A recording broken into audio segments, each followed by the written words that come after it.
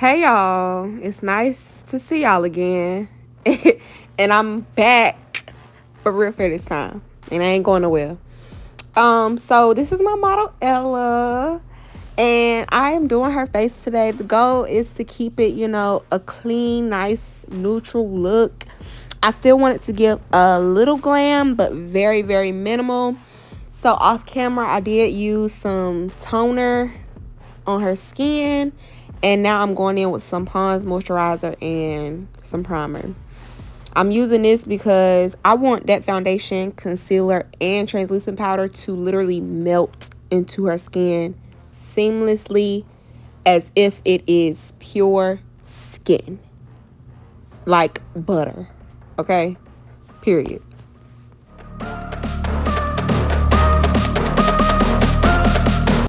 The goal is to make sure I get the T-zone area specifically with the primer and get the areas underneath her eyes, her chin, beside her nose and stuff like that with the Pond's to make sure it don't dry out with that translucent powder.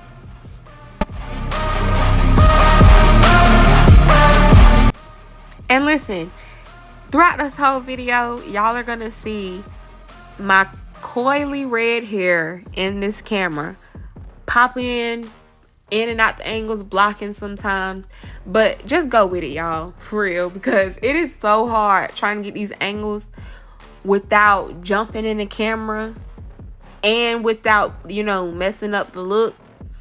So just bear with me.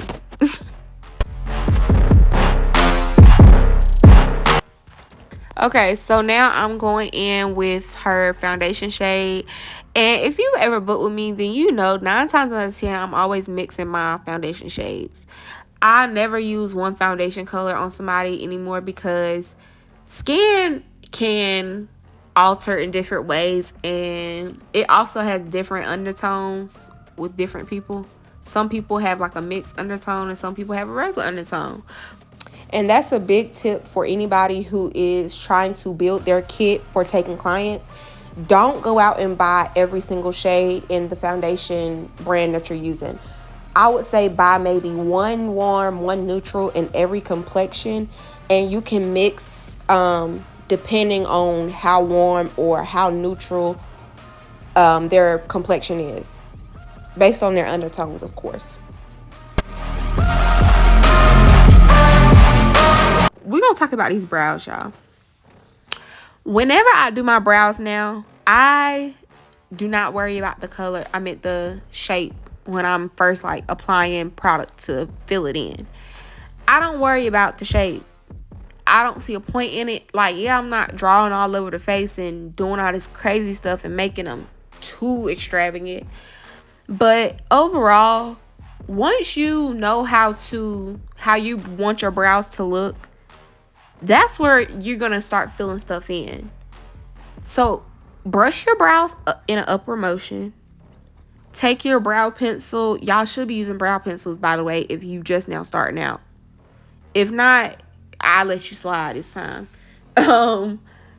If you are using pomade or brow pencil or whatever you use for your brows, make sure that you filling in the areas where you want your brows to be filled in. Don't go all out the box. It's not that hard. You do not have to draw blocks on your face, okay?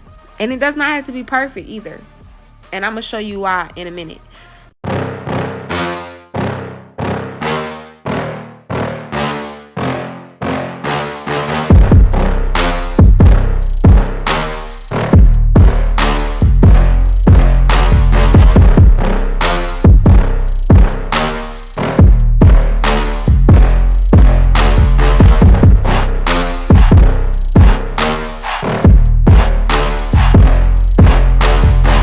Now I'm going in with some e.l.f. concealer.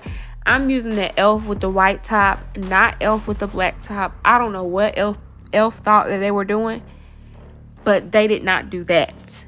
And they need to take it off the shelves immediately. But anyways, that's just my opinion.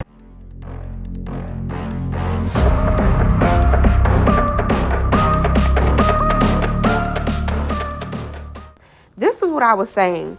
You don't want to focus on the shape too much or the size of your brows when you're filling them in with whatever you're using, but you want to make sure that you use that concealer to clean them up to be what you want them to be, or to look like what you want them to look like.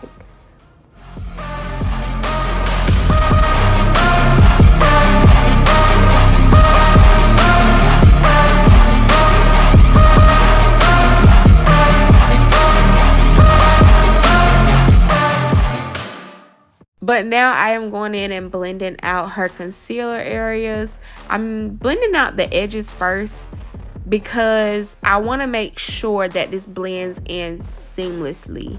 And we're going to get into that on another video because I got to have a talk with y'all. Ooh, I got to have a talk with y'all about that. But I'm going to save it for another video.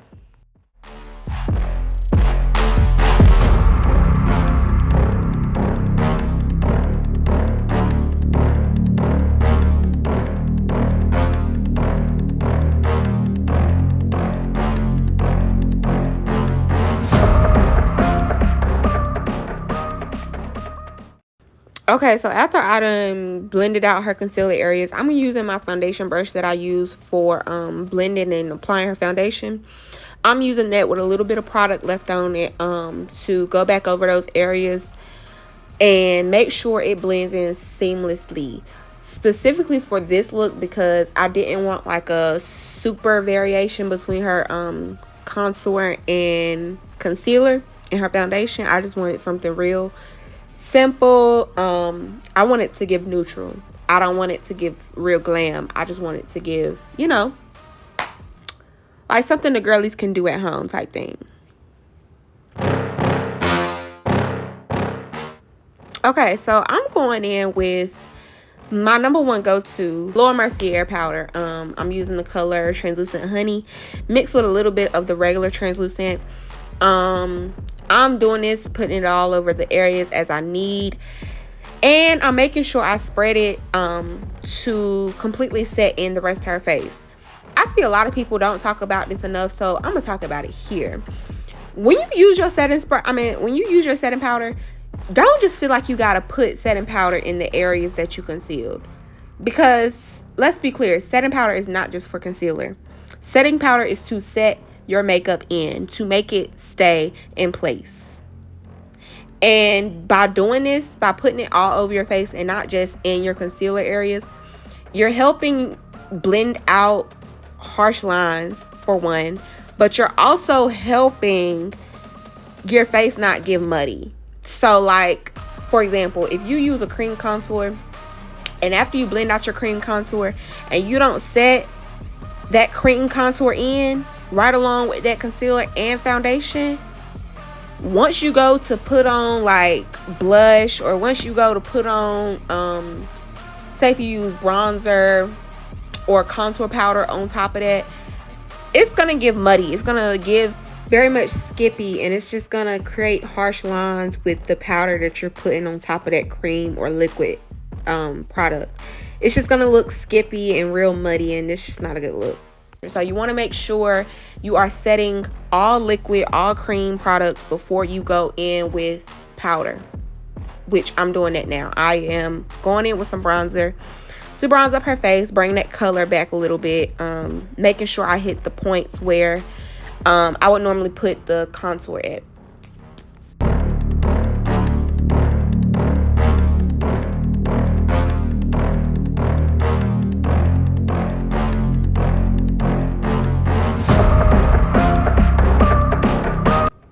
Okay, so now I'm taking like a fluffy blending brush. Normally, you know, the crease brush that you use on your eyeshadow looks, but I'm using that brush with a little bit of bronzer, and I am sculpting out her nose bridge.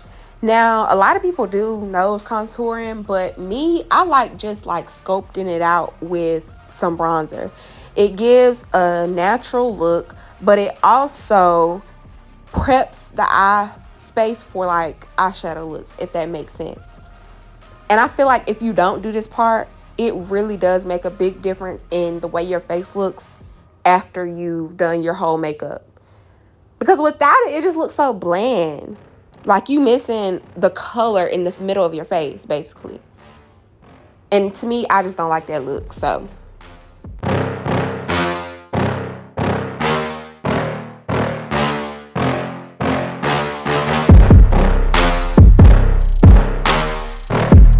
Okay, so right on top of that, I scoped in with the bronzer. I'm using her same bronzer shade and a deep brown shade to start off her eyeshadow look.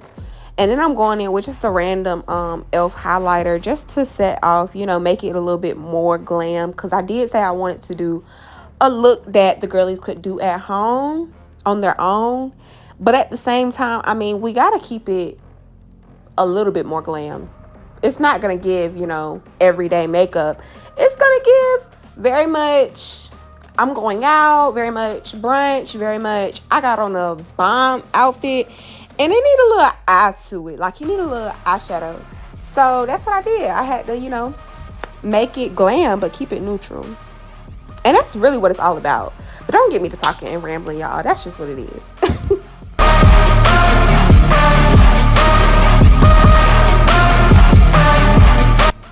Now, I don't know if I said this in the beginning or not, but I really did not have a plan for this look, for real, like for the eyeshadow. So what you see me doing right now from this point forward is just winging it, for real. Like, I don't know what I got in store for it. I don't know what I'm planning on doing. I'm just playing it by what I put on her face, honestly. Like, I know it sounds bad, but that's really just how most of my looks come together for me. Like, it's just random, impulsive, and on the spot, period.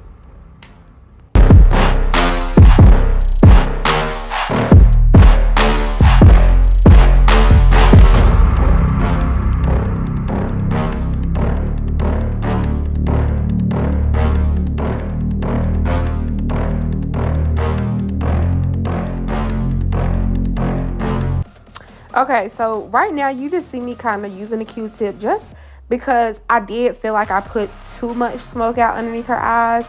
So I wanted to lighten it up just a little bit and use that Q-tip to kind of lighten that smoke out up. And then I'm going back in with a smudge out brush with the contour shade up there, just to again bounce it all out, blend it all out, make it run together real seamlessly. And that's a pro tip for makeup artists too. When your client's eyes start to water up real bad, use a Q-tip right there on their tear duct. The tear duct, if you don't know, is in your waterline. If you look on your waterline real close, you kind of see like a really black dot right there in the corner of your eye. That is your tear duct. That's where your tears pour from. So once you put that Q-tip there and you make them blink down, it helps them clear their tears away. It helps absorb those tears up so that way it's not dripping down on your makeup. It's not getting into powder. It's not getting, it's not messing up your eyeliner. That's the big one. It's definitely not messing up the liner. So whenever the next time your client's eyes start to water, just tell them, don't even worry about it. Hand them a tissue and tell them to blot the corner of their eyes every time they feel it start watering up. Period. And it's going to, fan it out, period. It's gonna help. Trust me, it's gonna help.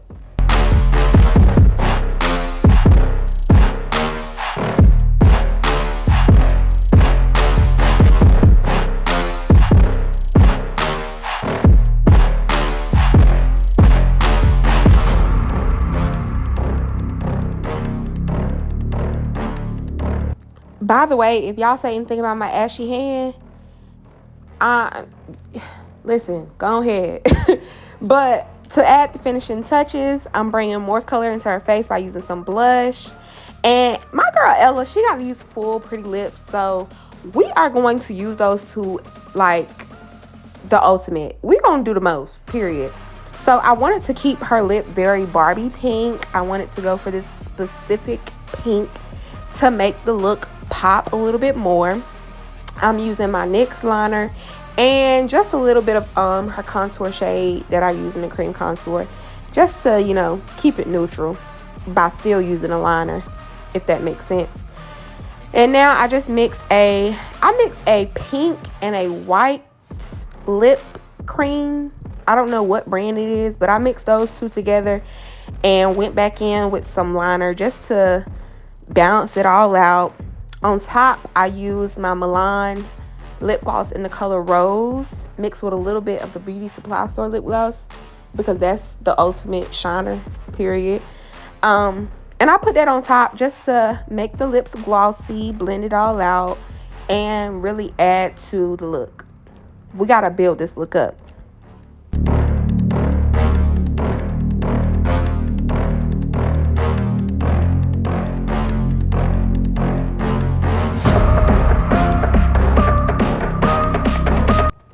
So after I done re-clear her tear duct, absorb some of those tears from falling, I'm gonna apply her other lash. And personally, I really love this look. It gave what it needed to give. My girl Ella served the face card every time. If you want to see more, follow me on Instagram, ABEATBYKP, and subscribe.